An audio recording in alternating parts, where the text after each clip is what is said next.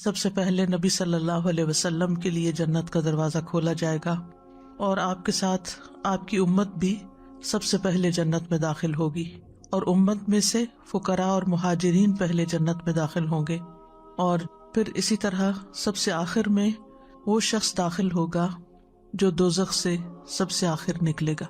اس کے بارے میں صحیح مسلم کی ایک روایت میں آتا ہے، رسول اللہ صلی اللہ علیہ وسلم نے فرمایا، جو آدمی سب سے آخر میں جنت میں داخل ہوگا وہ گرتا پڑتا اور گھسٹتا ہوا دوزخ سے اس حال میں نکلے گا کہ دوزخ کی آگ اسے جلا رہی ہوگی۔ پھر جب دوزخ سے نکل جائے گا تو پھر دوزخ کی طرف پلٹ کر پیچھے دیکھے گا اور اس سے مخاطب ہو کر کہے گا کہ بڑی بابرکت ہے وہ ذات جس نے مجھے تجھ سے نجات دی، یعنی میں یہاں سے نکل آیا، اور اللہ تعالیٰ نے مجھے وہ نعمت عطا فرمائی ہے کہ اولین اور آخرین میں سے کسی کو بھی وہ نعمت عطا نہیں کی۔ پھر اس کے لیے ایک درخت بلند کیا جائے گا، وہ آدمی کہے گا، اے میرے رب مجھے اس درخت کے قریب کر دیجئے تاکہ میں اس کے سائے کو حاصل کر سکوں اور اس کے پانی سے پیوں۔ اللہ عز و جل فرمائیں گے، اے ابن آدم اگر میں تجھے یہ دے دوں تو پھر اس کے علاوہ اور تو کچھ نہیں مانگے گا تو؟ وہ عرض کرے گا، نہیں اے میرے رب۔ اللہ سبحانہ تعالیٰ سے اس کے علاوہ اور نہ مانگنے کا معاہدہ فرمائیں گے، وعدہ لیں گے۔ اللہ تعالیٰ اس کا عذر قبول فرمائیں گے کیونکہ وہ ایسی نعمتیں دیکھ چکا ہوگا جس پر اسے صبر نہ ہوگا۔ اللہ تعالیٰ اسے اس درخت کے قریب کر دیں گے، وہ اس کے سائے میں آرام کرے گا، اس کے پانی سے پیے گا۔ پھر اس کے لیے ایک اور درخت ظاہر کیا جائے گا جو پہلے درخت سے کہیں زیادہ خوبصورت ہوگا۔ وہ آدمی عرض کرے گا، اے میرے رب مجھے اس درخت کے قریب فرما دیجئے تاکہ میں اس کا سایہ حاصل کروں اور اس کا پانی پیوں، اور اس کے بعد میں اور کوئی سوال نہیں کروں گا۔ اللہ تعالیٰ فرمائیں گے، اے ابن آدم کیا تو نے مجھ سے وعدہ نہیں کیا تھا کہ تو مجھ سے اور کوئی سوال نہیں کرے گا؟ اور اب اگر تجھے اس درخت کے قریب پہنچا دیا تو پھر تو اور سوال کرے گا؟ اللہ سبحانہ تعالیٰ پھر اس سے وعدہ لیں گے کہ وہ کوئی سوال نہیں کرے گا، تاہم اللہ تعالیٰ اس کا عذر قبول کر لیں گے کیونکہ وہ ایسی نعمتیں دیکھ لے گا جس پر وہ صبر نہ کر سکے گا۔ پھر اللہ تعالیٰ اس کو اس درخت کے قریب کر دیں گے تاکہ وہ اس کے سائے میں آرام کرے اور پانی پیے۔ پھر اسے جنت کے دروازے پر ایک درخت دکھایا جائے گا جو پہلے دونوں درختوں سے زیادہ خوبصورت ہوگا۔ وہ آدمی کہے گا، اے میرے رب مجھے اس درخت کے قریب فرما دیجئے تاکہ میں اس کے سائے میں آرام کر سکوں، اس کا پانی پیوں، اس کے علاوہ اور کوئی سوال نہیں کروں گا۔ پھر اللہ تعالیٰ اس آدمی سے فرمائیں گے، اے ابن آدم کیا تو نے مجھ سے وعدہ نہیں کیا تھا کہ اس کے بعد تو اور کوئی سوال نہیں کرے گا؟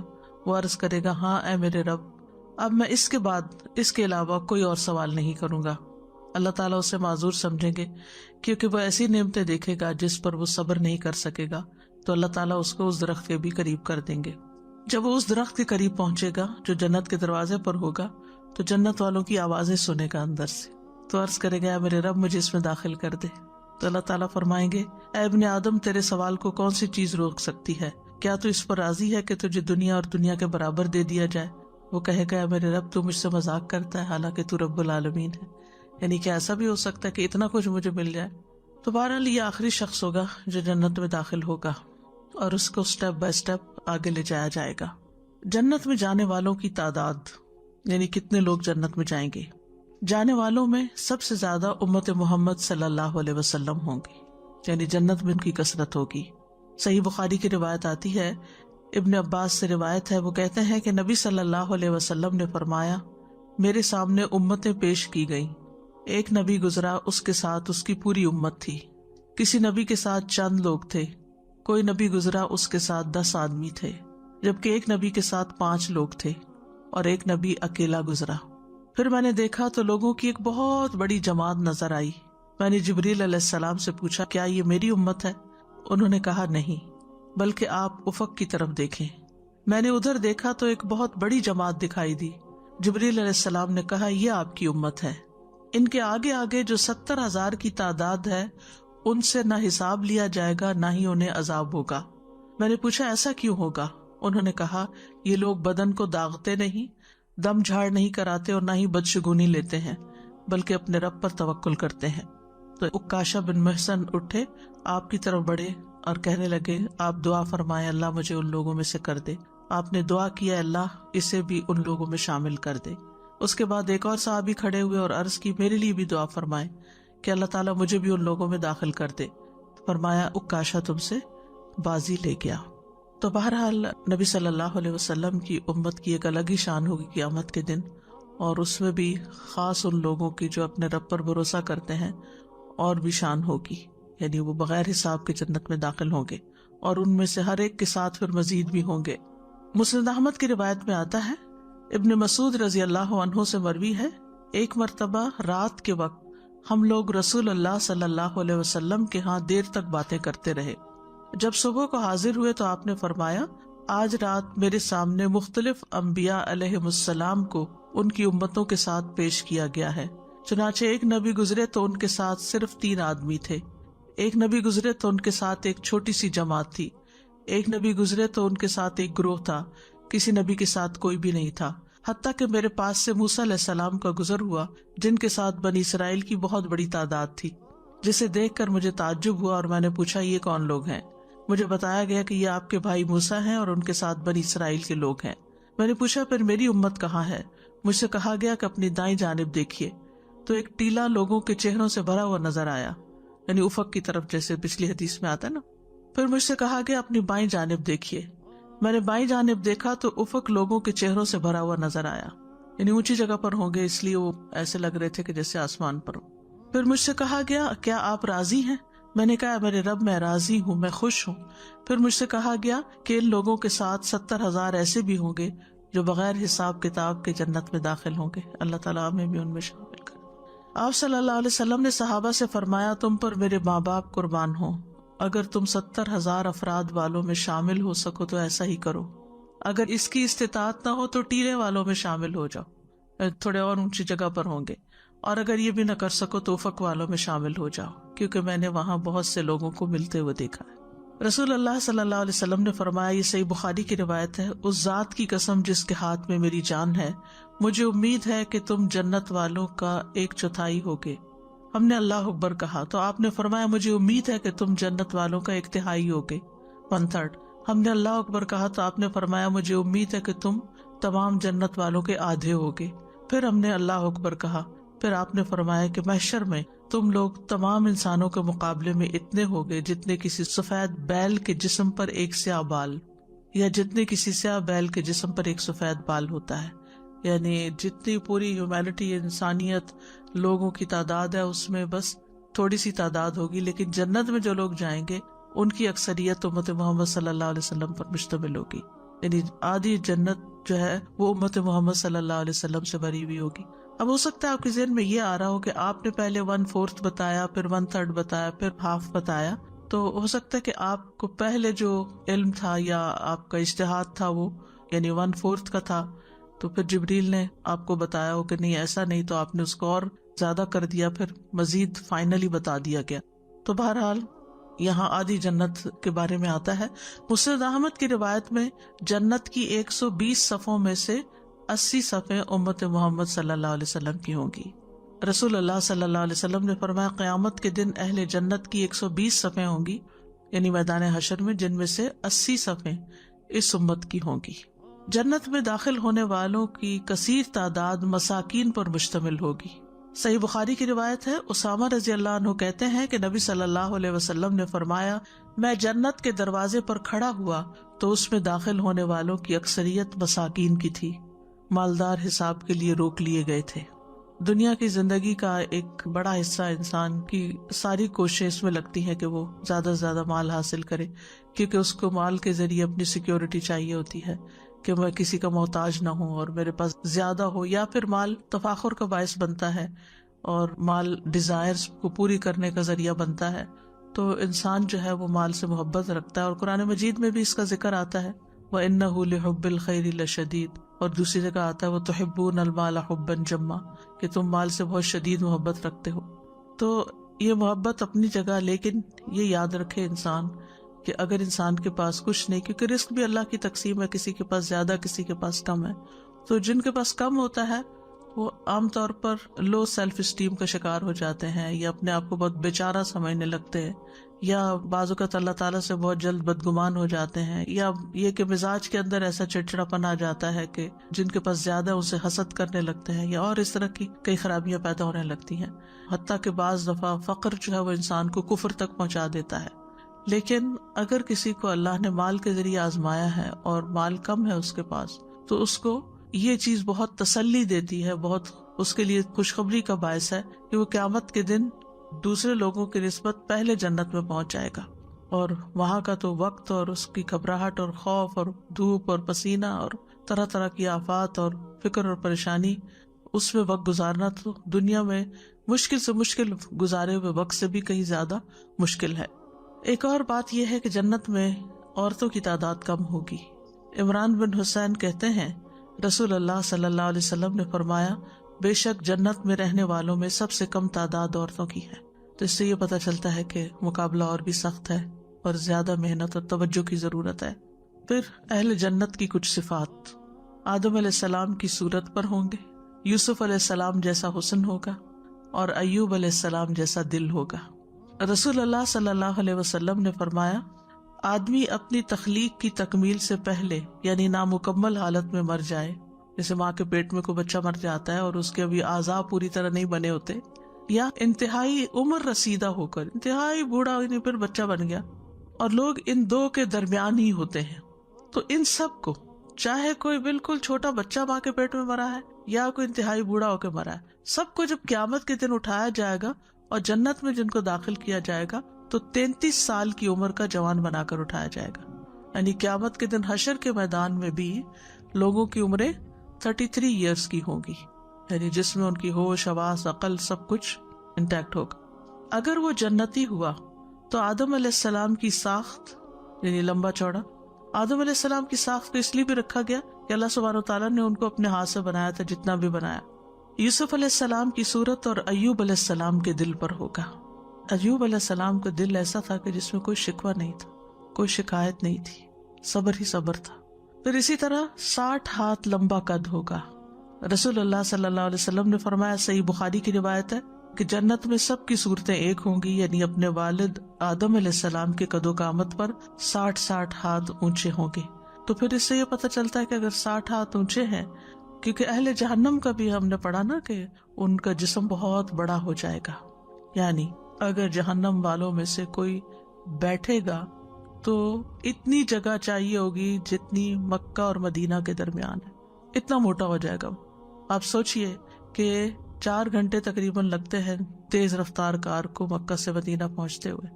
ایک جو ڈاڑھ ہوگی، دانت، وہ احد پہاڑ برابر ہوگا، کتنے بڑے مانسٹرز بن جائیں گے۔ اور 2 شانوں کے درمیان کا فاصلہ 3 دن تک تیز گھڑ سوار دوڑتا رہے تو اتنا یعنی کہ سائز بڑا ہو جائے گا۔ اور کھال جو ہے سکن، وہ 70 ہاتھ چوڑی ہو جائے گی، یعنی سکن بھی بہت موٹی ہو جائے گی تاکہ وہ زیادہ سے زیادہ عذاب اس پر محسوس کر سکے۔ اور پھر یہ کہ جب وہ جہنم میں پانی پیئیں گے تو جیسے سورۃ الواقعہ میں آتا ہے، فشاربون شرب الہیم ھذا نزلہم یوم الدین، کہ وہ اس طرح پیئیں گے جیسے پیاسا اونٹ پیتا ہے، حالانکہ وہ کھولتا پانی ہوگا۔ تو اونٹ آپ کو معلوم ہے کہ کتنا زیادہ پانی اپنے اندر سٹور کر لیتا ہے، اور پھر یہ کہ جتنا انسان کا قد بت بڑا ہوتا ہے اتنی بھوک زیادہ لگتی ہے، اور جب بھوک زیادہ لگتی ہے تو پھر انسان کو جو ملے کھانا شروع کر دیتا ہے۔ اور وہاں پر جو ہم نے مختلف کھانے پڑھے ان کے کہ غساق ہوگا، غسلین ہوگا، سدید ہوگا۔ غساق جو ہے نا، غسق اللیل سے ہے۔ غسق اللیل کیا ہوتا ہے؟ رات کا اندھیرا، یعنی جو کھانے والی چیز ہوگی، جہنمیوں کا جو گند بلا ہوگا، سیکریشنز ہوگی، اس کا رنگ بھی سیاہ ہوگا، یعنی جو کھانے کی چیز ہوگی وہ بھی سیاہ رنگ کی ہوگی۔ اور غسلین جو ہے وہ جو بھی پسینہ، پانی جو نکل رہا ہوگا، اور اسی طرح سدید جو زخموں کے اندر سے اوز کرتا ہے، وہ سب کچھ۔ بہرحال پھر پیچھے چلے گئے ہم، جہنم والوں کا تذکرہ ہو گیا۔ اصل میں قرآن مجید کا انداز یہ ہے کہ جنت اور جہنم دونوں ساتھ ساتھ آتے ہیں، تو وہ پھر کمپیریزن بہت اچھا ہو جاتا ہے۔ ہم چونکہ فوکس کر کے ایک چیز کے اوپر کنسنٹریٹ کر رہے تھے، پھر دوسری چیز کو دیکھ رہے ہیں، تو یہ بتانے کا مقصد یہ ہے کہ جہنمی تو بہت ہی موٹے ہو جائیں گے، بہت موٹے، بہت ہیوج، تاکہ زیادہ سزا سے، لیکن جنتیوں کو بھی ایک مناسب بڑا قد بت دیا جائے گا تاکہ وہ بھی زیادہ سے زیادہ نعمتوں کو انجوائے کر سکیں۔ صحیح بخاری میں آتا ہے کہ سب کی صورتیں ایک ہوں گی، یعنی اپنے والد آدم علیہ السلام کے قد و قامت پر 60 ہاتھ اونچے ہوں گے۔ پھر بے ریش ہوں گے، یعنی بغیر داڑھی کے ہوں گے، نبی صلی اللہ علیہ وسلم نے فرمایا قیامت کے دن مومنوں کو اس حال میں اٹھایا جائے گا کہ ان کے جسم پر کوئی بال نہیں ہوگا، بے ریش ہوں گے، جردن مردن مکحلین، ان کی آنکھیں سرمگی ہوں گی، یعنی ایسی آنکھیں ہوں گی جیسے کسی نے سرما لگایا ہوا ہو۔ آنکھوں کی خوبصورتی کا ذکر کیا جا رہا ہے۔ تو آپ دیکھیے کہ جسم کے بال کہیں بھی ہوں تو انسان کے لیے تکلیف کا ہی باعث ہوتے ہیں، سوائے اس کے کہ سر کے بال جو کہ ایک حسن کا ذریعہ ہے، لیکن باقی بال جو ہیں غیر ضروری بالوں کی طرف اشارہ ہے کہ کوئی غیر ضروری بال جسم پر نہیں ہوں گے۔ پھر اہل جہنم کی تو بہت ہی غلاظت ہوگی، اور وہی غلاظت ان کو پھر کھانے کو بھی دے دی جائے گی، ان کی وامٹنگ، ان کی ہر ایک چیز، ان کا یورین، باقی بھی سب کچھ۔ لیکن اہل جنت پاک صاف ہوں گے۔ صحیح بخاری میں آتا ہے جنتی لوگ نہ اس میں تھوکیں گے، تھوک بھی نہیں آئے گی، نہ ناک سے کچھ علائش نکلے گی، نہ پیشاب کریں گے، نہ پخانہ کریں گے، کچھ بھی، کوئی سیکریشن جسم سے نہیں ہوگی، نہ پسینہ، نہ کوئی ناک سے نکلے گا، نہ کان سے، نہ تھوک، نتھنگ، کلین، نہ بال اور نہ تھوک اور نہ کچھ تھا۔ خود سوچئے کہ کتنے نفیس لوگ ہوں گے۔ اور جو جسم سے پسینہ بھی نکلے گا تو مسک جیسا خوشبودار ہوگا۔ ایک جیسے اخلاق ہوں گے، یعنی سب کے اخلاق اچھے ہوں گے۔ رسول اللہ صلی اللہ علیہ وسلم نے فرمایا ان سب کے اخلاق ایک آدمی کے اخلاق جیسے ہوں گے، یعنی سب کے دل ایک جیسے ہوں گے۔ صحیح مسلم میں آتا ہے ان کے درمیان کوئی اختلاف نہ ہوگا، نہ ہی ان میں کوئی باہمی بغض ہوگا، ان کے دل ایک دل کی طرح ہوں گے۔ پھر یہ کہ اہل جنت سوئیں گے نہیں، نیند نہیں آئے گی، کیونکہ آپ نے فرمایا نیند موت کی قسم ہے، اس لیے جنت والے سوئیں گے نہیں، جاگتے رہیں گے اور انجوائے ہی کرتے رہیں گے، اور اس جاگنے میں تھکاوٹ نہیں ہوگی پھر۔ ورنہ دنیا میں تو انسان اگر اپنی روٹین سے ذرا بھی زیادہ جاگ لے تو وہ ڈس فنکشنل ہو جاتا ہے۔ پہلے جب آپ نے کہا نا کہ ایوب علیہ السلام کے دل جیسا دل ہوگا، اور پھر کہا کہ سب کے دل ایسے ہوں گے، تو ایوب علیہ السلام کی تو اتنی زبردست کوالٹیز تھیں، اتنی مشکلیں، اتنی تکلیفیں، اتنی پریشانیاں دیکھیں، اور اتنا بڑا دل، اور اللہ تعالیٰ سے حسن ظن۔ یہاں پر جب یہ بتایا گیا کہ جنت میں عورتوں کی تعداد کم ہوگی، تو یہاں پہ کافی اسکیری لگا ہے اور کافی چوکنا ہونے کی ضرورت ہے کہ ایسی کیا چیزیں ہیں جو روزمرہ میں ہم شاید کر بھی رہے ہیں اور ہمیں اس کا علم نہیں، شعور نہیں ہے کہ وہ ہو جاتی ہیں بائی سب سے ڈیفالٹ۔ زیادہ تو ہمیں اپنی زبان کی احتیاط کی ضرورت ہے۔ مرد بھی باتیں کرتے ہیں مگر عموماً سینسیبل ہی ہوتی ہیں، لیکن خواتین کو میں نے دیکھا ہے کہ بس جو دل میں آیا بول دیا۔ اس عادت سے باز آنا چاہیے، سوچ سمجھ کے بات کرنی چاہیے ہم سب کو، کیونکہ عورت جو ہے وہ ایموشنل بیسڈ ہے، تو وہ ہر چیز جو ایموشن اس کو آتا ہے وہ باہر کی طرف نکال دیتی ہے، تو اسے بہت دھیان رکھنے کی ضرورت ہے۔ اور یہ والی بات سے آئی تھنک آج کے بعد انشاءاللہ ہم سب اپنا اپنا چیک رکھیں۔ استاذہ جی میں تو 2-3 چیزیں نوٹ کر رہی تھی۔ ایک تو یہ جیسے آپ نے وہ سب سے پہلے جس شخص کی آپ نے مثال دی نا کہ اللہ سبحانہ تعالیٰ سے پرومس کیا بس اس کے بعد کچھ نہیں مانگوں گا، تو میں سوچ رہی تھی کہ ہم بھی دنیا میں جب کوئی بہت آزمائش، بہت مشکل آتی ہے تو ہماری بھی بالکل یہی کیفیت ہوتی ہے کہ بس اللہ تعالیٰ یہی ایک دعا ہے، یہی ایک دعا ہے، اور پھر اس میں سے نکلتے ہیں اور پھر دوبارہ۔ یعنی بچپن میں ہماری ڈریمز کچھ ہوتی ہیں، جب وہ پوری ہو جاتی ہیں تو پھر اگلے شوق آ جاتے ہیں، پھر اس کے بعد کچھ اور، پھر ساری زندگی کبھی ختم نہیں ہوتے، ہزاروں خواہشیں ایسی کہ ہر خواہش پہ دم نکلے۔ آپ نے بتایا تھا 70,000 بغیر حساب کے جائیں گے، تو باقی جو جنت میں جائیں گے ان کا کیا حساب ہوگا؟ پہلے وہ دوزخ میں جائیں گے یا کیا؟ نہیں، حساب ویسے حساب ہوگا، یعنی کہ اللہ تعالیٰ پوچھے گا عمر کس کام میں گزاری، جوانی کہاں گزاری، یعنی دیکھا جائے گا اعمال نامے کو۔ پھر اہل جنت کے چہرے روشن اور مسکراتے ہوئے چہرے ہوں گے۔ سورۃ عبسہ میں فرمایا کچھ چہرے اس دن روشن ہوں گے، ہنستے ہوئے، بہت خوش، سفید چہرے ہوں گے۔ سورۃ آل عمران میں فرمایا اور رہے وہ لوگ جن کے چہرے سفید ہوں گے سو اللہ کی رحمت میں ہوں گے، وہ اس میں ہمیشہ رہنے والے ہیں۔ تر و تازہ چہرے ہوں گے۔ سورۃ الغاشیہ میں فرمایا کئی چہرے اس دن تر و تازہ ہوں گے، اپنی کوشش پہ خوش ہوں گے، بلند جنت میں ہوں گے، اپنے رب کی طرف دیکھنے والے چہرے ہوں گے۔ سورۃ القیامہ میں فرمایا اس دن کئی چہرے تر و تازہ ہوں گے، اپنے رب کی طرف دیکھ رہے ہوں گے، چہروں سے نعمت کی تازگی پہچان لی جائے گی۔ سورۃ مطففین میں فرمایا تعرف فی وجوہہم نضرۃ النعیم، بے شک نیک لوگ یقیناً بڑی نعمت میں ہوں گے، تختوں پر بیٹھے دیکھ رہے ہوں گے، تو ان کے چہروں میں نعمت کی تازگی پہچانے گا، یعنی نعمتوں کے آثار چہروں پہ نظر آئیں گے۔ پھر جنت کے کچھ اوصاف اور جنت کی نعمتیں، جن میں سب سے پہلے جنت کے دروازے، کیونکہ دروازے سے انٹری ہوگی۔ جنت کے 8 دروازے ہیں اور یہ دروازے کھلے ہوئے ہوں گے۔ سورۃ صاد میں فرمایا ہمیشہ رہنے کے باغات اس حال میں کہ ان کے لیے دروازے پورے کھلے ہوں گے، اسی لیے جنت کی خوشبو باہر بھی آ رہی ہوگی۔ وہ آتا نا کہ جنت کی خوشبو دور دور تک پہنچ رہی ہوگی۔ دروازوں کے 2 کناروں کے درمیان کا فاصلہ کتنا ہوگا؟ صحیح بخاری میں آتا ہے، نبی صلی اللہ علیہ وسلم نے فرمایا اس ذات کی قسم جس کے ہاتھ میں میری جان ہے، بے شک جنت کے دروازے کے 2 کناروں میں اتنا فاصلہ ہے جتنا مکہ اور ہمیر میں ہے، یا جتنا مکہ اور بصرہ میں ہے، یعنی ایک دروازہ اتنا چوڑا ہوگا۔ جب حرم میں جاتے ہیں نا تو دروازے کھلے ہوتے ہیں نا تو اس کے اے سی کی ٹھنڈک باہر تک آ رہی ہوتی، مجھے ہمیشہ وہ یاد آتا ہے۔ تو 8 دروازے ہوں گے جنت کے، اور مختلف دروازوں میں مختلف خصوصیات رکھنے والے لوگ داخل ہوں گے۔ اسی طرح جیسے روزہ دار کے لیے دروازہ ہوگا، نماز، جہاد، صدقہ کا دروازہ۔ رسول اللہ صلی اللہ علیہ وسلم نے فرمایا، صحیح بخاری کی روایت ہے، جو اللہ کے راستے میں 2 چیزیں خرچ کرے گا، جوڑا، اسے فرشتے جنت کے دروازوں سے بلائیں گے کہ اے اللہ کے بندے یہ دروازہ اچھا ہے، تم ادھر سے آؤ۔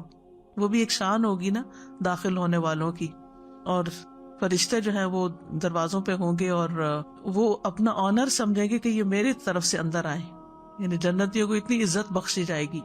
پھر جو شخص نمازی ہوگا، یعنی جس کی نمازیں اچھی ہوں گی، نمازیں زیادہ ہوں گی، اسے نماز کے دروازے سے بلایا جائے گا۔ جو مجاہد ہوگا اسے جہاد کے دروازے سے بلایا جائے گا۔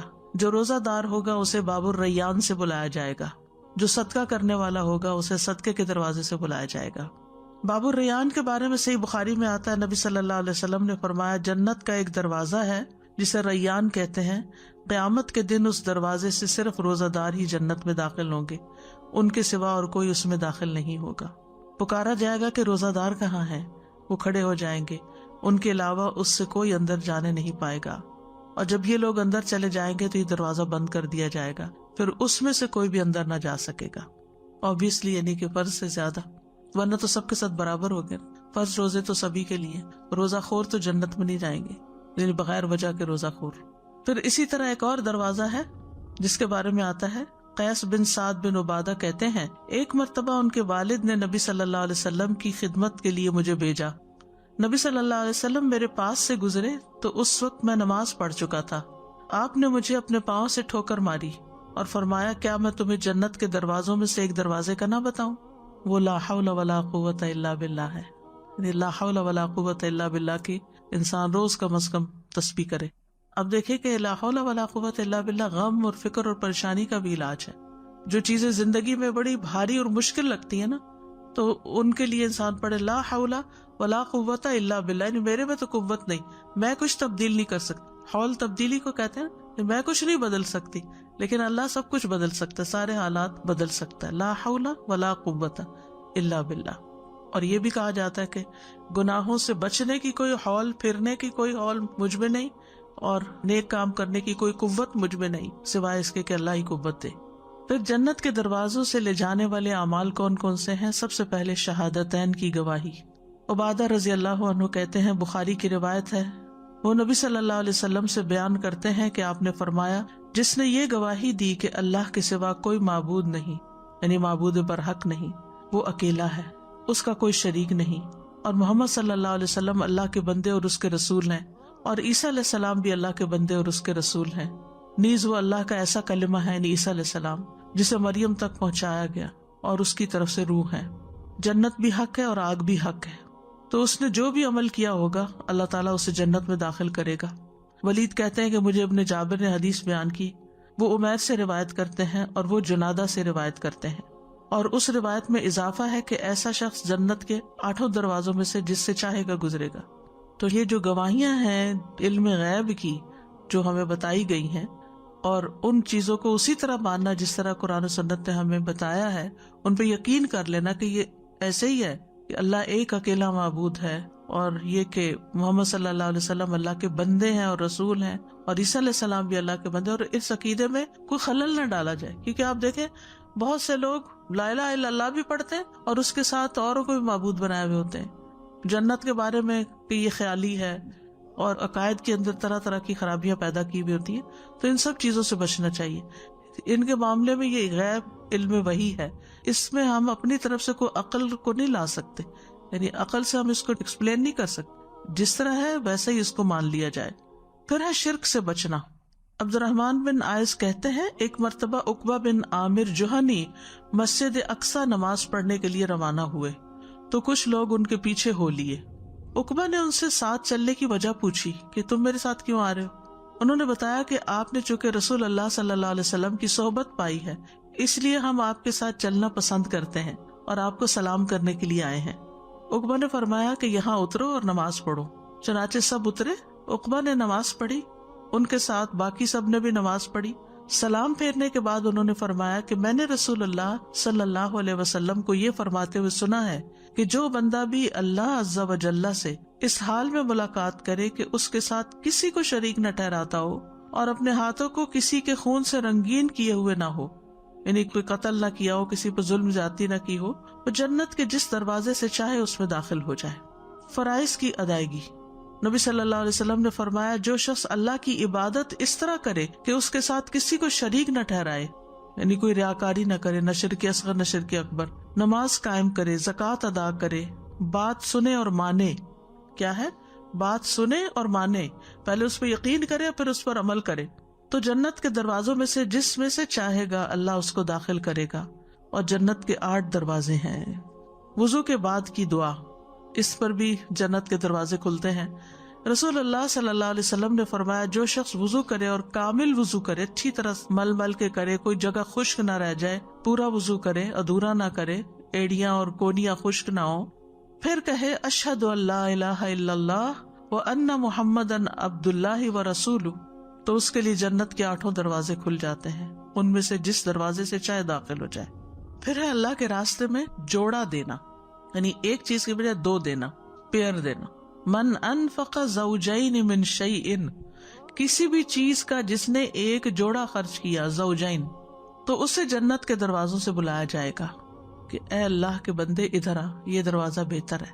پھر جہاد فی سبیل اللہ۔ رسول اللہ صلی اللہ علیہ وسلم نے فرمایا تم پر اللہ تبارک و تعالیٰ کی راہ میں جہاد کرنا لازم ہے، کیونکہ جنت کے دروازوں میں سے ایک دروازہ ہے جس کے ذریعے اللہ غم اور پریشانی سے نجات فرماتا ہے۔ اور جیسا کہ آپ جانتے ہیں جہاد کا مفہوم وسیع ہے، اس سے مراد صرف قتال کرنا نہیں ہے، جہاد کا مطلب ہوتا ہے بہت بڑی کوشش کرنا، زیادہ محنت کرنا، جہد سے نکلا یہ، یعنی اللہ کے راستے میں اللہ کے دین کی خاطر، اللہ کے دین کو پھیلانے کے لیے، چاہے دعویٰ کا کام ہو، چاہے تعلیم کا کام ہو، چاہے دین کی نصرت کا کام ہو۔ نصرت ہوتی ہے مدد، یعنی سپورٹ کرنا، کیونکہ سب لوگ دعویٰ نہیں دے سکتے، ان کو طریقہ نہیں آتا ہوتا کہ کیسے دعویٰ کریں، سب لوگ تعلیم بھی نہیں دے سکتے، لیکن نصرت سب کر سکتے ہیں کہ ٹائم دے دیں، پیسہ دے دیں، اپنے سکلز جو ان کے پاس ہیں وہ استعمال کریں، یعنی کبھی انسان کو صرف اپنی پریزنس کے ساتھ سپورٹ کرنا ہوتا ہے، وہ بھی ایک بڑی نصرت ہوتی ہے۔ یعنی کچھ لوگ کام کر رہے ہیں تو آپ ان کی ہمت بندائیں، نہ کہ ان کی ہمت توڑیں یا ان کو اللہ کے راستے سے روکیں، کیونکہ جو شخص کسی کو اللہ کے راستے سے روکتا ہے وہ اس کی دنیا آخرت دونوں برباد کرتا ہے، کیونکہ جب انسان اللہ سے دور ہوتا ہے تو اس کی پریشانیاں بڑھتی چلی جاتی ہیں۔ پھر اسی طرح اطاعت گزار اور فرما بردار بیوی۔ عبد الرحمن بن عوف کہتے ہیں رسول اللہ صلی اللہ علیہ وسلم نے فرمایا جو عورت 5 وقت کی نماز پڑھتی ہو، رمضان کے روزے رکھتی ہو، اپنی شرمگاہ کی حفاظت کرتی ہو اور اپنے شوہر کی اطاعت کرتی ہو، یعنی اس کی بات مانتی ہو، اس سے کہا جائے گا کہ جنت کے جس دروازے سے چاہو داخل ہو جاؤ۔ پھر ہے والد کی فرما برداری۔ ابو درداء کہتے ہیں میں نے رسول اللہ صلی اللہ علیہ وسلم سے سنا کہ باپ جنت کا درمیان والا دروازہ ہے، سینٹرل ڈور ہے۔ اب تمہاری مرضی، اپنے والدین کا خیال رکھو یا چھوڑ دو۔ یاد رکھیے والدین کا حق صرف زندگی میں نہیں ہوتا، مرنے کے بعد بھی ہوتا ہے کہ آپ ان کے لیے کتنی دعا کرتے ہیں اور ان کے لیے کتنا صدقہ خیرات کرتے ہیں اور ان کے رشتہ داروں کا کتنا خیال رکھتے ہیں اور حتیٰ کہ ان کے دوستوں کا کتنا خیال رکھتے ہیں، یہ بھی بڑا ضروری ہے۔ آپ کو یاد ہے وہ واقعہ جب ابن عمر کئی سفر پہ جا رہے تھے تو ان کے ساتھ ان کا گدھا بھی تھا اور ان کا امامہ بھی تھا، تو انہوں نے اپنے والد کے ایک بدو دوست کو، وہ بدو ساتھ ہر وقت تھوڑی رہتا تھا حضرت عمر کے، لیکن اس کا کہا کہ یہ میرے والد جس سے محبت کرتے تھے، میل ملاقات کے لیے آتا ہوگا، تو والد اس سے محبت کرتے تھے، انہوں نے اپنا گدھا بھی دے دیا، اپنا امامہ بھی دے دیا کہ یہ والد کے دوست ہیں۔ تو آج ہم سب کو بھی سوچنا چاہیے کہ ہم اپنے والدین کے اگر دوست نہیں تو رشتے دار، اگر ان کے بہن بھائی زندہ ہیں یا ان کے بہن بھائیوں کے بچے زندہ ہیں یا کوئی، ان کو کس طرح ہم خیر یا فیض پہنچاتے ہیں، یہ بھی والدین کو ہی خوش کرنے کا سبب بنتا ہے. اور ان میں سب سے پہلے تو اپنے بہن بھائی آ جاتے ہیں. والدین کو اپنی اولاد کی کتنی فکر ہوتی ہے نا. پھر نابالغ بچے کی وفات، یعنی چھوٹا بچہ کسی کا اگر فوت ہو جائے، سنن نسائی کی روایت ہے، معاویہ بن قرہ اپنے والد سے روایت کرتے ہیں کہ ایک آدمی نبی صلی اللہ علیہ وسلم کے پاس آیا، اس کے ساتھ اس کا ایک بیٹا تھا. آپ نے اس آدمی سے فرمایا کیا تو اس سے محبت کرتا ہے؟ اس نے کہا اللہ آپ سے ویسی محبت فرمائے جیسے میں اس سے رکھتا ہوں، یعنی بہت زیادہ محبت کرتا ہوں، انتہا درجے کی. اب ہوا یہ کہ وہ بچہ فوت ہو گیا. آپ نے جب کئی دن اس شخص کو نہیں دیکھا تو اس کے بارے میں پوچھا تو آپ کو بتایا گیا، تو آپ نے اس کو بلایا. وہ آیا تو آپ نے فرمایا کیا تجھے یہ بات اچھی نہیں لگتی کہ قیامت کے دن تم جنت کے جس دروازے پر بھی جاؤ وہاں اسے پاؤ، یعنی وہ تمہیں ویلکم کرنے آئے گا، وہ بھاگتا ہوا تیرے لیے دروازہ کھولے. یعنی اگر تو صبر کرے، تمہاری اتنی عزیز چیز کھو گئی اور اس پر اگر تم نے صبر کیا، یعنی غم نہ کرو، اب اس کو آگے جا کے ملو گے. تو چھوٹے بچے جو ہیں، حتیٰ کہ وہ بچہ جو ماں کے پیٹ میں ہی فوت ہو گیا، وہ بھی کھینچ کے ماں کو جنت کی طرف لے جائے گا، کیونکہ والدین کو اپنی اولاد سے محبت بہت ہوتی ہے. اور اگر وہ ان کی زندگی میں فوت ہو جائے تو ان کے لیے بہت تکلیف دہ ہوتا ہے. یہ غم، یہ صدمہ بھلانا بڑا مشکل ہوتا ہے. اولاد کا غم سب سے بڑا غم ہوتا ہے، چاہے زندہ ہو چاہے فوت ہو. لیکن اگر انسان اس پہ صبر کرتا ہے اور اللہ سے راضی رہتا ہے اور اجر کی توقع رکھتا ہے تو اللہ قیامت کے دن اس کو بہترین شکل میں اجر عطا فرمائے گا. 3 بچوں کی وفات پر جنت کے 8 دروازوں کے کھلنے کی خوشخبری ہے. سنن ابن ماجہ کی روایت ہے، عتبہ بن عبد السلمی سے روایت ہے، وہ کہتے ہیں میں نے رسول اللہ صلی اللہ علیہ وسلم سے سنا، آپ نے فرمایا جس مسلمان کے 3 ایسے بچے فوت ہو جائیں جو گناہ کی عمر کو نہ پہنچے ہوں، معصوم چھوٹے، وہ جنت کے 8 دروازوں پر اس کا استقبال کریں گے. جس دروازے سے چاہے وہ جنت میں داخل ہو جائے، وہ اس کے آگے کھڑے ہوں گے. جنت کے دروازے سے فرشتے کی پکار آئے گی. ابو ہریرہ کہتے ہیں ایک فرشتہ جنت کے دروازوں میں سے کسی دروازے پر کھڑا ہو کر کہتا ہے کہ کون ہے جو اللہ کو قرض دے، کل اس کو اس کا بدلہ دیا جائے گا. ایک دوسرا فرشتہ دوسرے دروازے پہ کھڑا ہو کے کہتا ہے یا اللہ تیرے راستے میں جو خرچ کرنے والے ہیں ان کو نعم البدل عطا فرما اور روکنے والے کے مال کو تباہ کر دے. روکنے والے کے مال کو تباہ کر دے، یعنی دینے والے کو اور دے. یہ فرشتے دعائیں کرتے ہیں. پھر جنت کے دروازے پر کچھ عمل رکاوٹ بھی بنیں گے. جندب بن عبداللہ سے روایت ہے، وہ کہتے ہیں کہ رسول اللہ صلی اللہ علیہ وسلم نے فرمایا اگر کسی میں استطاعت ہو کہ وہ اپنے اور جنت کے مابین مسلمان آدمی کے خون کی ایک لب بھی حائل نہ ہونے دے جسے وہ مرغی کے ذبح کرنے کی طرح بے قیمت سمجھ کر بہا دے تو وہ ایسا کر لے، کیونکہ وہ جب بھی جنت کے دروازوں میں سے کسی پہ جائے گا تو اللہ اس خون کو، یعنی وہ جو اس نے بہایا ہوگا، جنت کے راستے میں رکاوٹ بن جائے گا، وہ جنت میں داخل نہیں ہونے دے گا. اور یہاں پر یاد رکھیے کہ پورا مار دینا بھی نہیں، جیسے کسی کو زخمی کر دینا، جیسے کسی کو ایسا نقصان دینا کہ جس سے اس کو تکلیف پہنچے، تو یہ بھی انسان کے لیے رکاوٹ کا باعث بن سکتا ہے. پھر جنت کے دروازے کھلنے کا وقت ہر پیر اور جمعرات کو. صحیح مسلم کی روایت ہے، رسول اللہ صلی اللہ علیہ وسلم نے فرمایا پیر اور جمعرات کے دن جنت کے دروازے کھول دیے جاتے ہیں اور ہر اس بندے کی مغفرت کر دی جاتی ہے جو اللہ کے ساتھ کسی کو شریک نہیں بناتا سوائے اس بندے کے جس کی اپنے بھائی کے ساتھ دشمنی ہو، یعنی جس دل میں دوسروں کے لیے بغض ہے، عداوت ہے، نفرت ہے. کہا جاتا ہے ان دونوں کو مہلت دو یہاں تک کہ یہ صلح کر لیں، ان دونوں کو مہلت دو یہاں تک کہ صلح کر لیں، ان دونوں کو مہلت دو یہاں تک کہ صلح کر لیں. پھر رمضان کا پورا مہینہ جنت کے دروازے کھلتے ہیں. ابو ہریرہ کہتے ہیں رسول اللہ صلی اللہ علیہ وسلم نے فرمایا جب رمضان آتا ہے تو جنت کے دروازے کھول دیے جاتے ہیں اور آگ کے دروازے بند کر دیے جاتے ہیں اور شیاطین بیڑیوں میں جکڑ دیے جاتے ہیں. پھر ہے جنت کے درجات. جنت کے درجات، جنت کے مختلف درجے ہیں. سورۃ طٰہٰ میں اللہ تعالیٰ فرماتے ہیں اور جو اس کے پاس مومن بن کر آئے گا کہ اس نے اچھے اعمال کیے ہوں گے تو یہی لوگ ہیں جن کے لیے سب سے بلند درجے ہیں، ہمیشگی کے باغات جن کے نیچے سے نہریں بہتی ہیں، ان میں ہمیشہ رہنے والے. یہ اس کی جزا ہے جو پاک ہوا، من تزکا، جس نے تزکیہ کیا یعنی اپنے دل کو صاف کیا. لہم الدرجات العلیٰ، بہت اونچے درجے. اسی طرح ایمان والوں کے لیے مختلف درجات ہیں. سورۃ الانفال میں فرمایا اصل مومن تو وہی ہیں کہ جب اللہ کا ذکر کیا جائے تو ان کے دل ڈر جاتے ہیں، اور جب ان پر اس کی آیات پڑھی جائیں تو انہیں ایمان میں بڑھا دیتی ہیں، اور وہ اپنے رب ہی پر بھروسہ کرتے ہیں. وہ لوگ جو نماز قائم کرتے ہیں اور اس میں سے جو ہم نے انہیں دیا خرچ کرتے ہیں، یہی لوگ سچے مومن ہیں. انہی کے لیے ان کے رب کے پاس بہت سے درجے اور بڑی بخشش اور باعزت رزق ہے.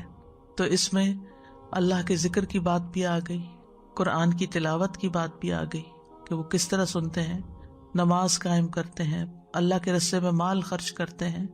ایسے لوگوں کے لیے بلند درجے ہیں اور عزت والا رزق ہے. تو ہر ایک کے درجے ان کے اعمال کی وجہ سے ہیں، جیسا کہ سورۃ الانعام میں آتا ہے وَلِكُلٍّ دَرَجَاتٌ مِّمَّا عَمِلُوا.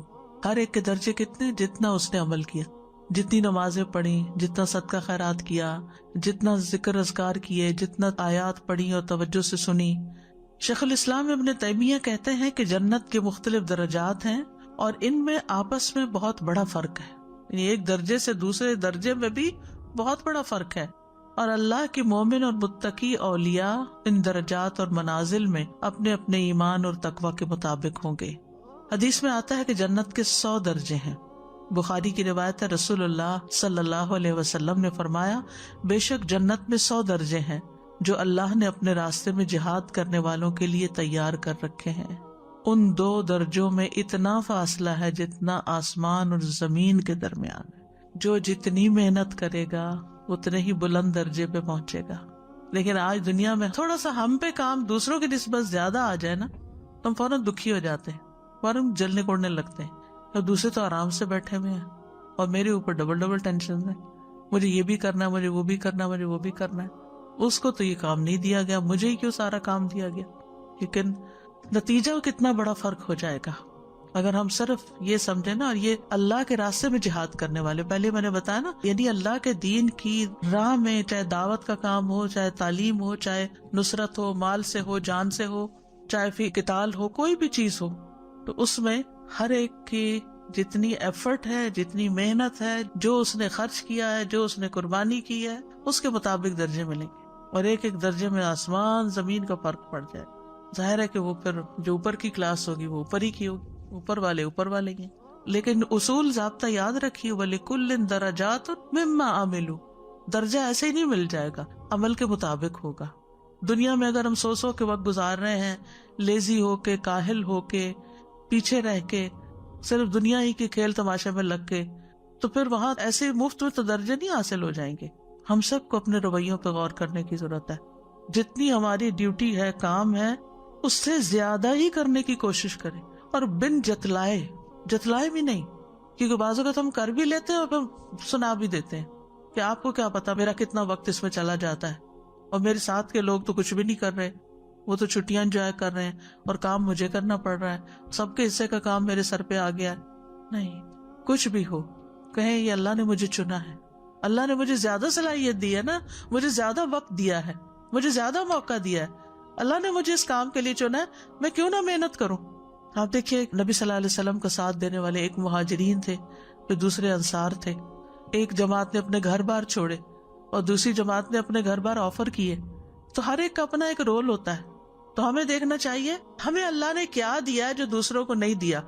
میرا امتحان اس میں ہے جو مجھے ملا ہے، اور اسی طرح ہر ایک کا امتحان اس میں ہے جو ہمت، طاقت، صحت، قوت اس کو ملی ہے، اس میں سے اس نے خرچ کرنا ہے.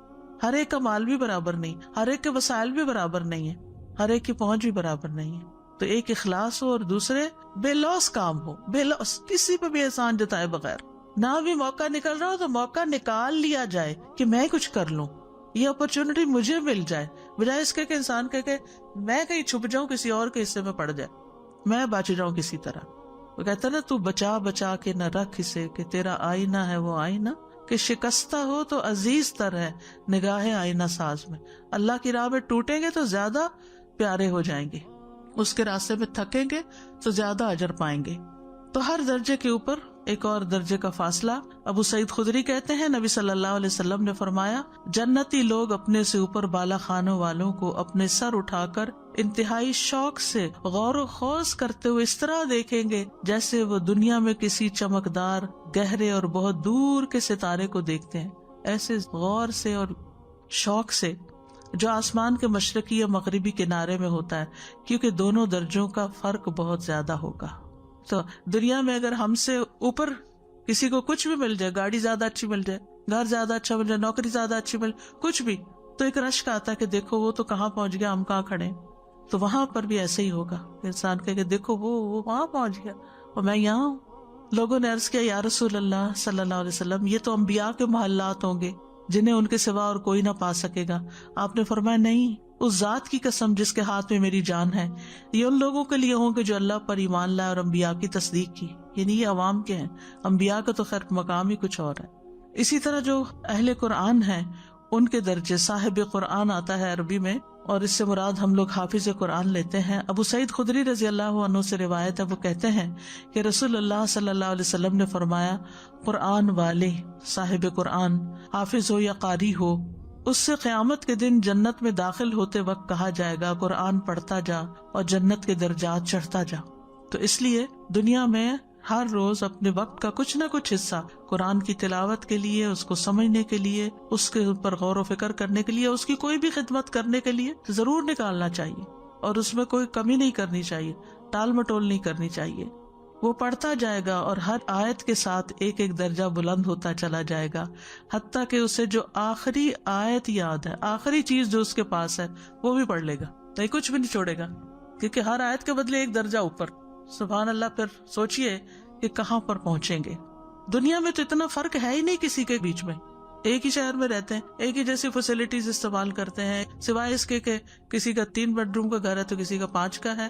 اس سے زیادہ کیا کر لے؟ کوئی مینشن بھی کھڑا کر لے، کوئی بہت بڑا محل بھی کھڑا کر لے، تو رہنا تو ایک ہی جگہ ہے نا، ایک ہی بیڈ چاہیے سونے کے لیے. زیادہ بھی چیزیں ہو جائیں انسان کے پاس تو انجوائے نہیں کر سکتا ان کو. لیکن وہاں پر نہ نیند ہے، نہ ہی کوئی اور مصروفیت. ایک چیز انجوائے کر لیں گے تو دوسرے تو تیسرے. آگے جنت کے کھانے آ رہے ہیں جو 70 قسموں کے، اور ہر کھانے کا رنگ الگ. جہنم والوں کا کھانا کالے رنگ کا اور جنت والوں کے 70 رنگ کے کھانے. تو انجوائمنٹ تو لمٹ لیس ہے، لمٹ لیس، کہ انسان کبھی بور نہیں ہوگا. لیکن جنت کا سودا مہنگا. شروع میں نے حدیث آپ کو سنائی تھی ابتدا میں، الا ان سلعۃ اللہ غالیہ، کہ اللہ کا سودا بڑا مہنگا ہے، سستا نہیں ہے. محنت کرو، کام کرو، اور کام چوری نہیں. جو کر رہے ہیں نا اس پہ نہ راضی ہوا کریں، اور کیا کروں، اور پورے شوق کے ساتھ. ورنہ انسان دنیا کے کاموں میں تو پڑھ کے کبھی یہ کر لیا، کبھی وہ کر لیا، وہ تو بڑھتے ہی جاتے ہیں. لیکن اللہ کے دین کے لیے بھی ضرور وقت نکالنا چاہیے اور لوگوں کو فائدہ پہنچانا چاہیے. وآخر دعوانا ان الحمد للہ رب العالمین.